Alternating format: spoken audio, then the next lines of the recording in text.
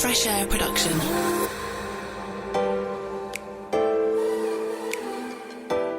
Hi and welcome to the new series of Fresh Ears. I'm Neil Cowling, the founder of Fresh Air Production, and we're the leading producers of podcasts for brands in the UK. In each episode of this series, we dissect a podcast that we've created for a brand.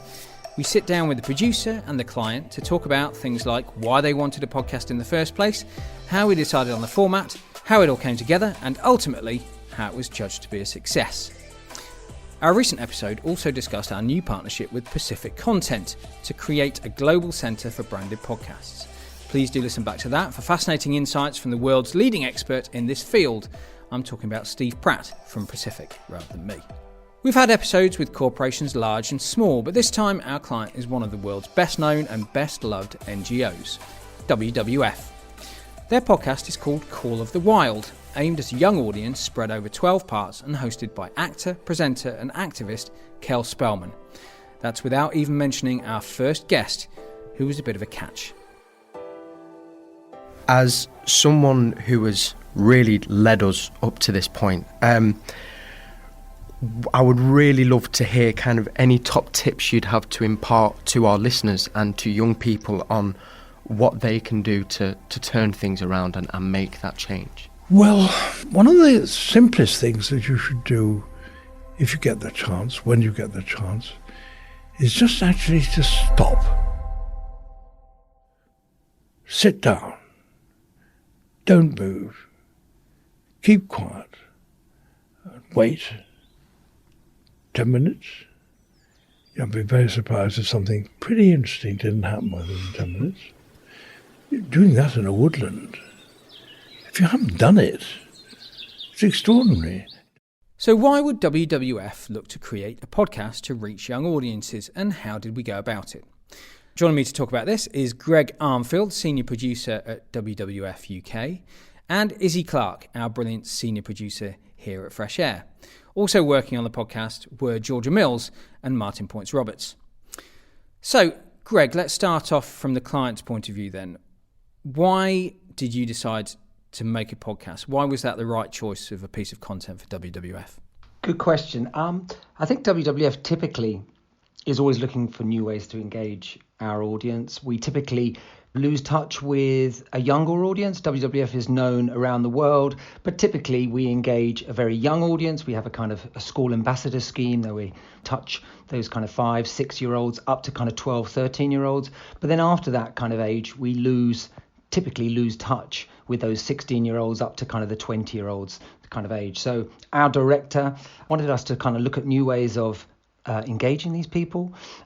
We set up a little content innovation group, and out of that came the idea of a podcast. WWF, I believe across the network, obviously we're WWF UK, but we work across the network.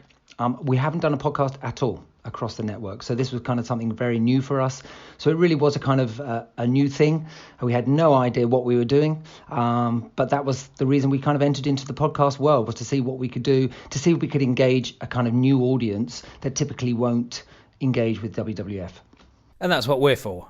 It's pretty much every single client that we work with starts by saying we've never made a podcast because it's a new medium, and we're here to hold your hand. So that's what we've been doing now for certainly 18 months. What were the objectives? So we know who we want to aim at. What did you want them to think or do or feel differently as a result of hearing the podcast? I think typically, if we look at the kind of social media landscape, it's all about views. It's all about numbers, huge numbers, that's success. I think we came at the podcast in a different way. It was a kind of our own baby. It was something separate from the social media world that we typically work in, the Instagrams, the YouTubes, the Twitters, where it's all about huge numbers. And I think what we were looking for was more about engagement. It was about actually holding someone's attention for a set period of time. If you think about YouTube or Twitter or Instagram, the content we produce there is getting less and less in terms of time. So we're down to 6 seconds now. When I started, it was 3 minutes. That was quite a long film. We're down to 6 seconds now, and I'm really struggling with that side of things. So going into the podcast world was a complete reverse. And actually, we had time there to engage our audience. So it was about attracting a new audience, but also keeping them engaged. So okay, it wasn't about the amount of listeners we got. It was more about the engagement we got. So I think the two key things for us were, one, to create an engaged audience, and two, to create action from that. So it was about kind of engaging and talking people through what they can do to kind of change their world, their approach to kind of how they live their lives. And Izzie, from a producer's point of view, I know, and you in particular, this was a bit of a dream project, wasn't it? And dream client. Yeah, no, absolutely. When the brief came through, I was like, I want to make this podcast. Please, can we make this happen? We need to get this. It goes back to what we were saying about that audiences. When I set out as a producer, I have a background in science, but I really wanted to make programs that reach that younger audience, because I think that's where, broadcast radio doesn't quite reach that in terms of factual content. So yeah, safe to say, I was very excited when it all dropped into our inboxes. I think it's something, going back to the episode that we recently did with Pacific Content about our outlook to creating podcasts and theirs. This idea that we are working for brands, our clients are brands, but actually, in order to create something that's successful, you have to create something that the audience is going to love to listen to. So let's talk about how that fed into the format, because we talked about what you want to achieve, Greg, and we talked about the audience. And that's always our starting point. Our first meeting really is always, what are your objectives? What does success look like? And that then feeds into the format. So, Izzie, could you just kind of summarize the format that we ended up with? Because it is actually deceptively complicated, isn't it? Yes, it is. There's lots of moving parts. But that was intentional because, again, for this audience, we wanted to keep it punchy, pacey, bring them along for the whole thing. So we start off with an introduction from our presenter, Kel, just to give a brief idea of what the episode's about.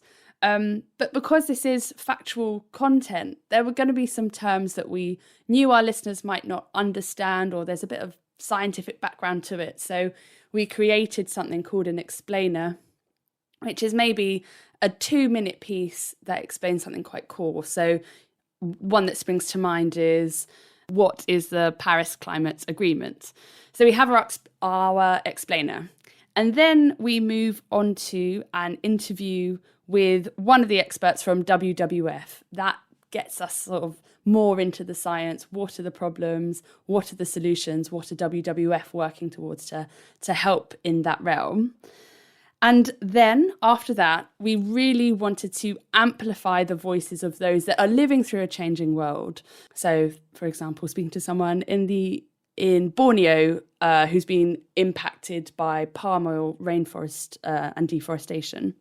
And so after the insight piece, we then get to a celebrity interview. And I think that was something that was really exciting about working with WWF UK, was that the fact that they had access to some brilliant artists and influencers that we could speak to and have quite honest conversations about where they fit into the climate space, changes that they're trying to make, and it basically holding our hands up to say, look, I don't have this perfectly, I don't have to be perfect, but I'm trying to make some positive change.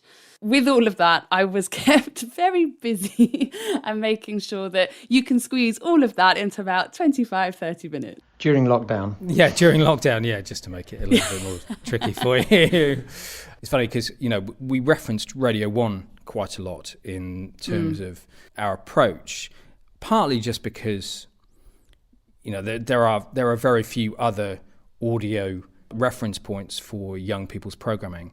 And that's very punchy. It's very, I know from having worked there that, you can't have a message that's longer than 20 seconds, again, going back to Greg's point about short attention spans.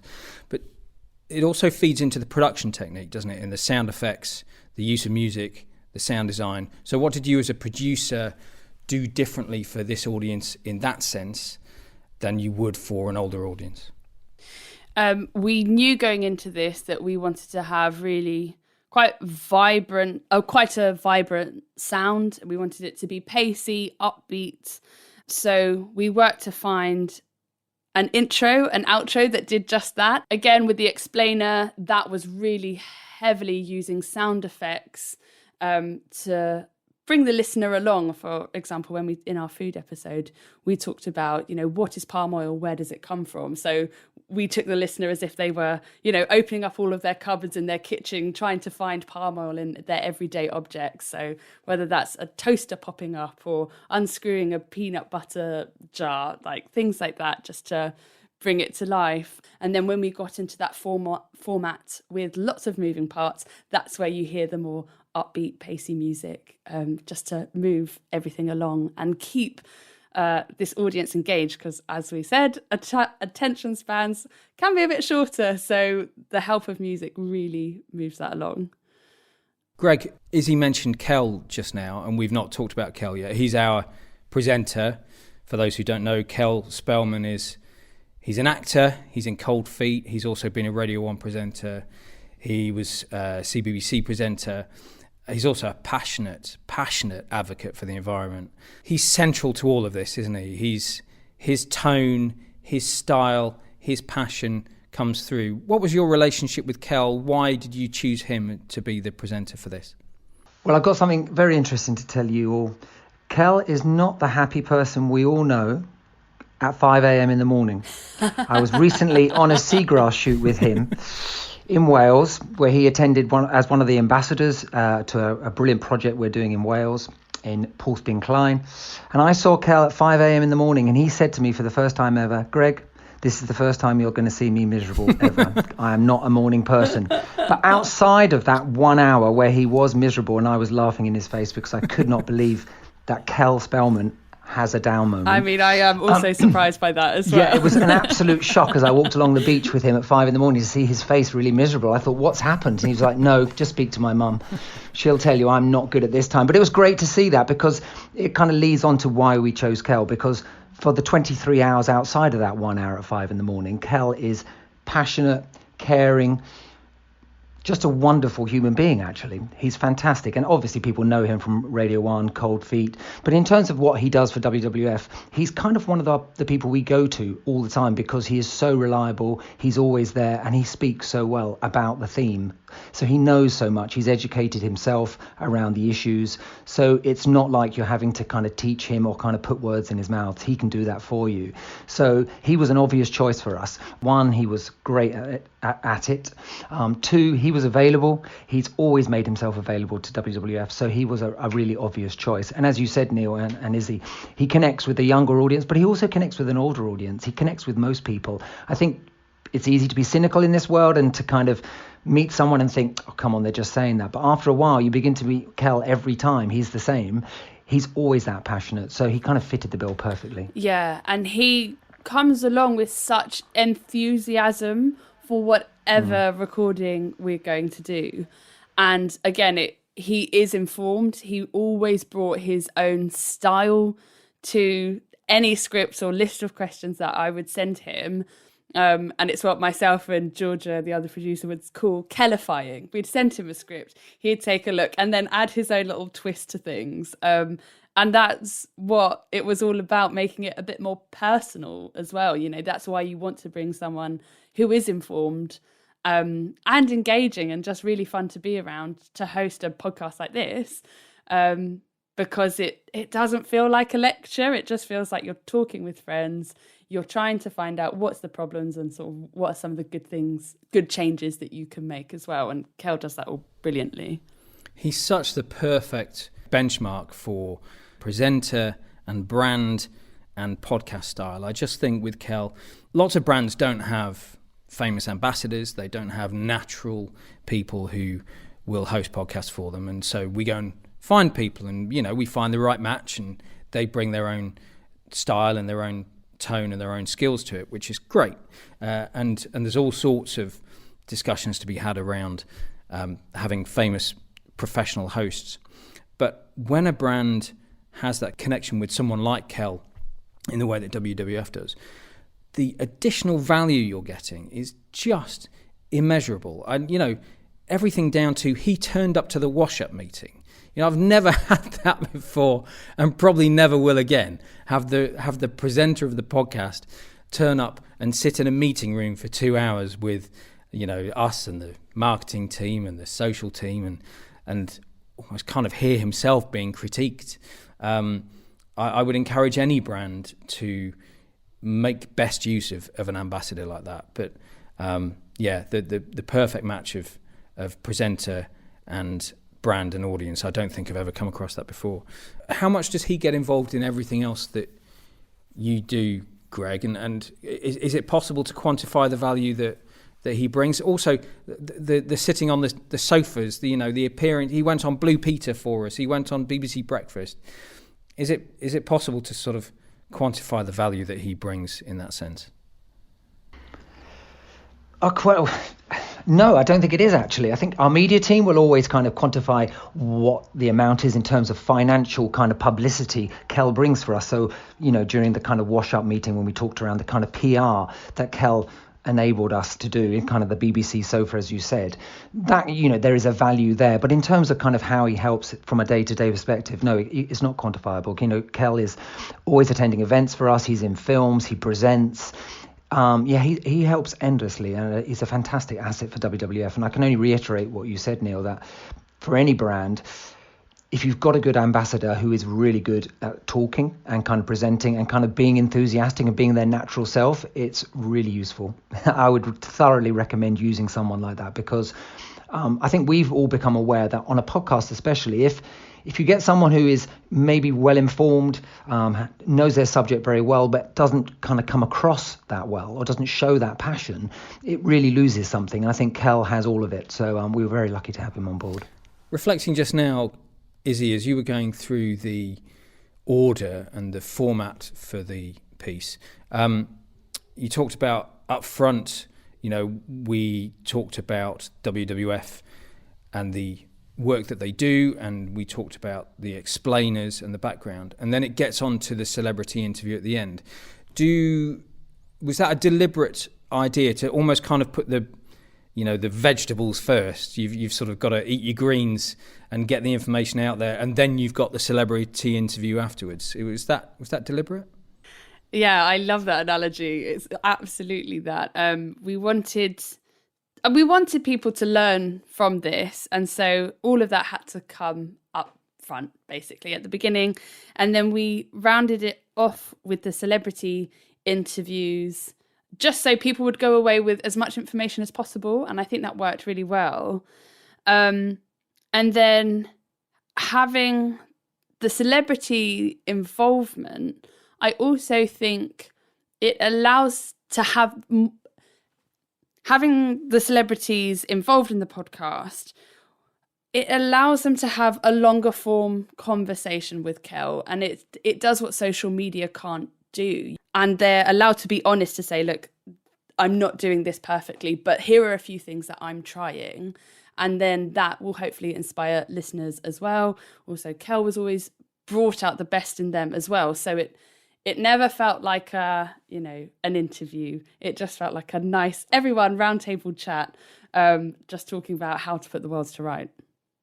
So loads of moving parts going on, loads of, as we've said already, sort of complicated bits involving WWF, workers in far off places, people who've been affected by climate change, celebrities where presumably the relationship rests with WWF. How are those roles split out? Greg, can you explain from the brand's point of view where the responsibilities sat within your team, but also between you and us? Well, obviously we had a core content innovation team originally, and that team was set up to think up new ways of providing content engagement for our audience. So originally it was just myself as senior producer, obvious choice. And then alongside that was Ash, who works on our web team, who came up with the idea of a podcast originally. Ash unfortunately left. But then in his place came Jess, who looked after the social side of things. So that was kind of pushing out the Instagram, the social media side of things, the promo pieces around the podcast. Then alongside Jess, we have Siobhan. She works with our ambassadors. So she was a key a key component of this podcast. Without her, I don't think anything would have been possible. I should mention Kind, obviously, who was previously in her role. Siobhan took over halfway through. Her role is to kind of manage those celebrities, those artists. So everything has to go through her in terms of kind of asking when they're available, what they want to talk around. And that can be a massive process, as we all know. It takes a long time to get these people's attention, but also once you've got their attention, to get them on board and actually book them in. Alongside that, Jane in the content team, alongside myself, is our production manager. So she looks after all the kind of budgetary side of things. So she's another key component. She looks after the admin, definitely not my strong point. So I always love it when Jane's on board. She is key. And then sitting above that, we have our director of communications and our director of digital. So they kind of have overall sight of what's going on and overall sign off. But pretty much this was a unique product for WWF. As it was new, we kind of took it into the corner, in the dark corner that no one knows about. And it allowed us a bit of freedom to do what we want. And now I know from Fresh Air's side of things, you're probably thinking, wow, sign off at WWF is a process. But I can guarantee you guys, this was nothing compared to doing a film or anything like that. And that's rather ironic in a way, that we're creating a 20-30 minute podcast episode every 2 weeks or every month. And I think this sign-off process and the podcast process was that much smoother than creating a film. For some reason, when you create a film or create a short form piece of content, there's 1,000 ears and eyes listening and watching, and everyone having a comment. So having a very small knit team and keeping it that way throughout the process has been great for myself and the rest of the team. It wouldn't have been possible otherwise. And how do you keep across that? The timelines must be really important. The planning must be really important to try and make sure that everything comes together. I will get in there. I will just say, from the planning side of things and the process side of things, I'm going to be, again, very, very thankful for Fresh Air's help. Michaela's emails at the end of every meeting to say, this is what we just talked about, and these are the actions that everyone needs to do. Here's the Excel document with the schedule of where we're at. That became incredibly crucial because, as Izzie said, this was a very complicated project. And I'm glad you're saying that, Izzie, and not myself, because I did think it was complicated. I don't know if that's typical of the podcast world. But I think because it was a modular kind of series and we had different component parts, it became very confusing and very complicated. So it was great to have Izzie and Michaela and the team working from their side to let us know what we needed to do, what actions were required, when was sign-off required, all of those components that typically we look after. It was great to have an agency looking after. So, Greg, there's been a huge amount of effort, obviously, on your side, gone into this. I love the fact that it was a sort of, you talked about people in a dark corner. We see that so often, that there's a sort of small segment of a team, of a wider brand, who decide to make a podcast and sort of pour their heart and soul into it and take a chance on it. And then they see it run, and you see the wider sort of enthusiasm in the organisation take hold because you've had this idea and you've made it successful, which is great. How did you, though, go about publicising it? Because it's the easiest thing in the world to make a podcast and then see it disappear on iTunes. There was an enormous PR and social and promotional operation going into this. Can you just outline that for us? How did you shout about it?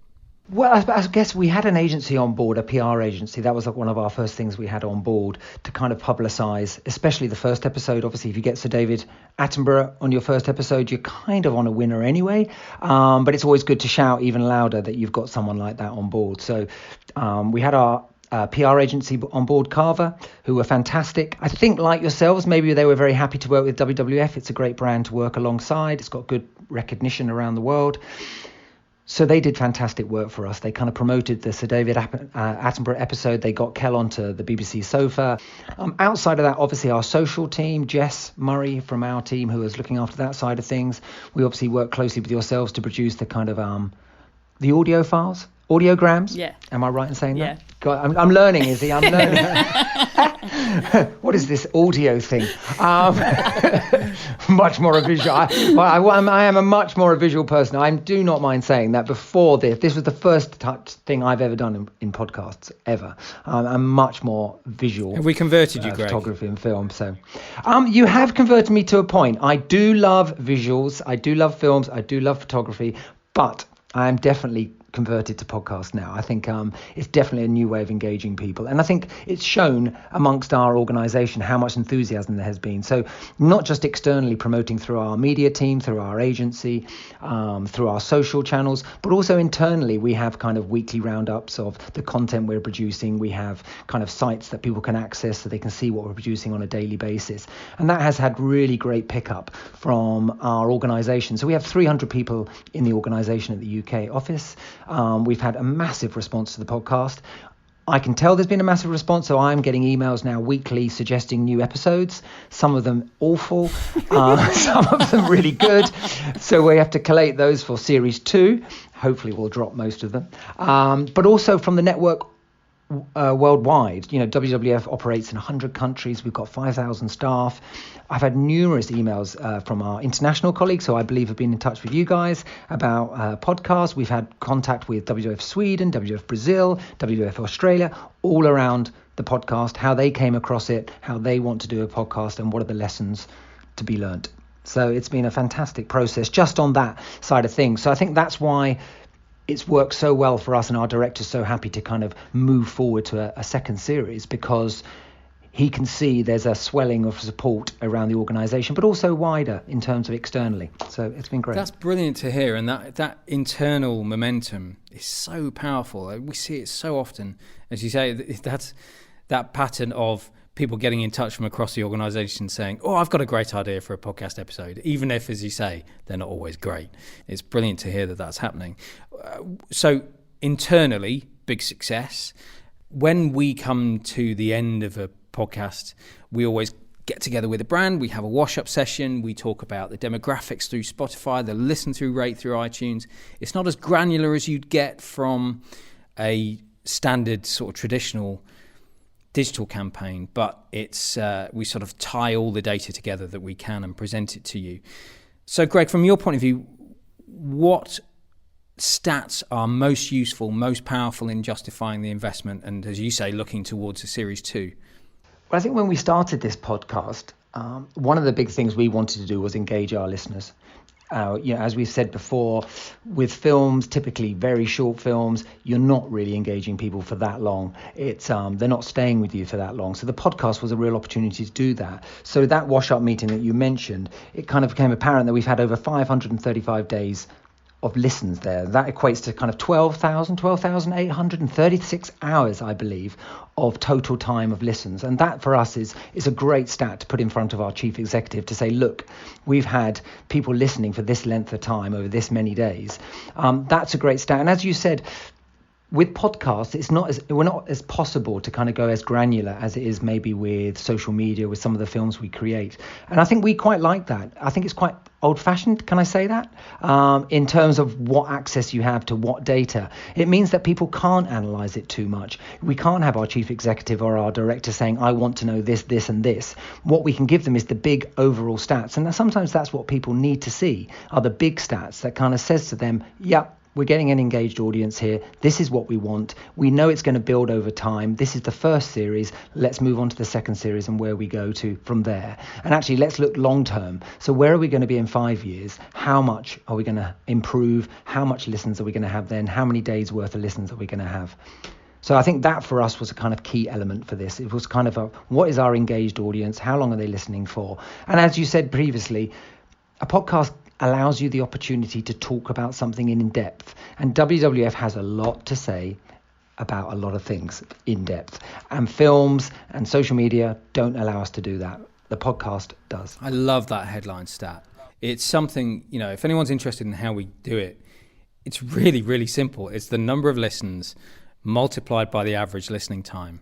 And to be able to come to you and say, you've had 12,000 hours of people engaged with your brand, and not just on in the background, not just browsing through their social feed, but dedicated one-to-one headphone listening with your brand for 12,000 hours. I think it's just a great stat to be able to share. Just to go back to your point around celebrities as well, I think when I was talking previously about external promotion. Something that we want to do more of, and we kind of did to a point, was those celebrities who come on board with the podcast, the ones who have been on the present series just gone, your Poppy Okochas, your David Lindos, your Birdie, Lily Coles. What we would like to see more of, and we didn't do as well as we could have done, was get them to promote as well. Because as we all know, we're attracting a new audience, but that new audience is engaged with that celebrity or that artist on the podcast. And as we know in the marketing world, if they talk and they say things and talk about what they're doing and what they recommend, our listeners will typically take action. They'll listen to those people. So if you think about that hourage, those days that they're listening to their favorite people online, talk to them in a very personal, engaging way, it's a fantastic device for kind of getting them to change their ways. Much more so, I think, sometimes than a film or a photographic exhibition or whatever it might be. It's an opportunity for those people to show some depth in themselves as well, isn't it? Because they're used to very quick interactions with their audience on Instagram. Being able to speak about something they're really passionate about for 15, 20 minutes is a rare opportunity for them. So we've touched on it a bit. You've mentioned Series 2, which is always obviously music to our ears, apart from anything else. What will you change in Series 2? What will you do differently, do you think? Probably work with a different agency. Damn Would it. we do that? Right, press stop, everybody. That's it. That's a great question and something we really need to talk about very soon. Obviously, we have COP approaching soon. That's a massive thing for WWF. Everything is big at the moment for WWF in terms of COP, in terms of deforestation, in terms of illegal wildlife trade, in terms of plastic pollution. There's so many topics and so many themes. So I think that's really crucial for us to get kind of tied down. But also I think we need to look at the format as it is at the present time, where the wash-up meeting was really valuable for us because it kind of made it very clear that from the celebrity artist side of things, we need to engage them more on what they want to talk about. We talked around how typically if they're passionate about a particular area, food, WWF can talk around that subject. WWF works in so many areas. It's quite easy for us to talk about a particular area that an artist or celebrity wants to talk about. So I think that would be really useful. But again, it needs to be something that a younger audience are engaged with. That's the whole purpose of this podcast, is to engage a new audience, to show them that WWF isn't archaic. We aren't working just with old people. We aren't just older supporters. We're actually trying to engage everyone because everyone is vital for our work, but also for the wider world. So it's It's a lot of decisions to be made for Series 2, and I'm sure we'll be engaging you very soon to make those decisions, because we'll need help. So just to sum up then, Izzie and Greg, any tips for someone who's looking at targeting this audience in particular, the kind of younger audience, someone who's looking to do the same? What tips would you give them? Let's start with Izzie. So I think energy is certainly something that needs to be brought into it. High energy, but someone that have a presenter that is going to talk to your audience honestly and not in any sort of patronizing tone. That's not what we're here for. And I don't think your listeners will stay with you if that's how you approach it either. And just keeping it relevant to them. I would say those are sort of my main three. Well, ditto. I think Izzie said it perfectly well. I think it's about having a presenter who engages with that audience. So Kel was perfect for us. You don't have to be the same age, of course you don't, but I think it really helps to kind of be on that level and to understand them, and definitely not to patronize them. Kel was perfect for that. He talked at their level. They could tell he was passionate, engaged, and I think that's key. Outside of that, just be prepared to be flexible. I think that's a real key thing for us, that typically WWF isn't that flexible, but we learned that we had to be in this process. So that was a really kind of key element for us. And also, can I just add, right at the beginning of this podcast, when our director came to us and said, let's do a podcast, he said, hey, why don't we just do it in-house? We can do this ourselves. We've got a little studio. We can do it. Do not do it yourself. Do not try and make a podcast yourself and record off your iPhone. It will not work. It's been an amazingly complicated process, and I fear to think what would have happened if it had just been me and a couple of other people in a studio doing it. It would never have happened. Brilliant. Thank you both very much. It's been brilliant to go through that. It's been a joy to work on. WWF really have provided a masterclass, I think, in how to create informative, entertaining, motivating audio content for young people. And we very much hope to continue working with you for a long time. So thank you to Greg Armfield, Senior Producer at WWF UK, and Izzie Clarke, our Senior Producer here at Fresh Air. If you'd like to find out how you can create great podcasts for your brand or business, you can find us at freshairproduction.co.uk. And in the meantime, I'm Neil Cowling. Thank you very much for listening. Fresh Air.